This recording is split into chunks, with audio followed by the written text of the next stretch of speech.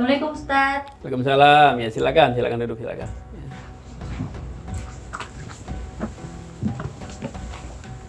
Ini ada perlu apa ini? Saya dari rumah sakit Ustaz, mau bertanya sesuatu. Ah, nanya apa? Kan saya habis jenguk teman saya di rumah sakit. Terus beliau itu sakit gigi, terus disuntik. Tapi beliau masih puasa. Apa ya hukumnya Ustaz? Oh iya. Nah ini pas nih pertanyaannya. Kebetulan saya baca kitab Mukhtasar Ihya Ulumuddin ya, yang dikarang Imam Al-Ghazali, Babu Siyam, bab tentang puasa. Jadi yang membatalkan puasa kan udah jelas makan, minum, kemudian yang ini apa namanya suami istri ya melakukan hubungan itu juga membatalkan puasa ya. Nah, gimana kalau misalkan ada orang yang disuntik, kira-kira batal apa enggak ya?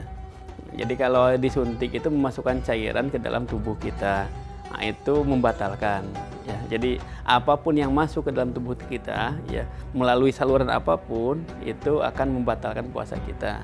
Yang tidak batal itu kalau kita mengambil, contoh misalnya donor darah misalkan, saya puasa kemudian saya donor nih ya, diambil darah dari badan saya, itu nggak masalah, nggak membatalkan puasa ya. Nah, kalau misalkan saya mau periksa misalkan nih ya, periksa contoh ke lab misalkan nih, diambil darah dari ujung jari saya misalkan nih, itu nggak membatalkan juga. Kenapa? Karena ngambil darah dari tubuh saya. Tapi kalau memasukkan sesuatu ke tubuh saya, itu membatalkan puasa ya. Jadi kalau lagi puasa, nanti minta sama Allah, ya Allah saya lagi puasa, tolong jangan sakit gigi gitu. Ya biar nggak repot nanti ya. Emang paling nggak enak sakit gigi itu. Nggak puasa aja sakit, apalagi lagi puasa. Nah, jadi kalau lagi puasa sakit gigi, mendingan ya batalkan puasanya nggak apa-apa. Kan ada juga rukhsahnya kan ya bagi orang yang mardo ya, yang sakit, ala saparin, pisaparin dalam perjalanan. Nah, atau misalkan orang-orang yang lemah, yang udah tua itu boleh, nggak apa-apa ya. Jadi nanti diganti puasanya di hari yang lain ya. Jadi nggak masalah sebenarnya. Kalau lagi sakit gigi, batalkan ya puasa, kemudian datang ke dokter gigi diperiksa, nggak masalah ya. Daripada sekarang kita mempertahankan puasa, kemudian sakit giginya pas jam 5 ya datang ke dokter, disuntik sama dokter, ya batal ya, istilahnya kan rugi modalnya kan dari awal, dari subuh sampai asar ya. Jadi mendingan nggak usah puasa, niatkan untuk diganti, dikodok nanti di lain hari, di bulan yang lain gitu ya. Jadi membatalkan puasa itu ya, karena memasukkan sesuatu ke dalam tubuh kita ya. Kira-kira dokternya batal nggak puasanya? Ya enggak. Ya, jadi yang batal puasanya itu hanya pasiennya, kalau dokternya nggak batal puasanya ya gitu ya. Ada lagi pertanyaan yang lain?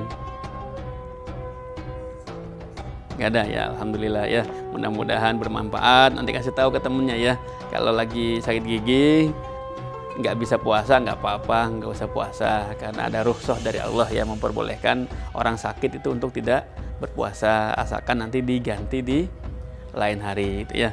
Nah, kemudian kalau misalkan nanti di lain harinya nggak bisa diganti, misalkan di lain hari nggak bisa diganti, kemudian sampai ke lebaran berikutnya, ini nanti kasusnya sama seperti perempuan yang haid.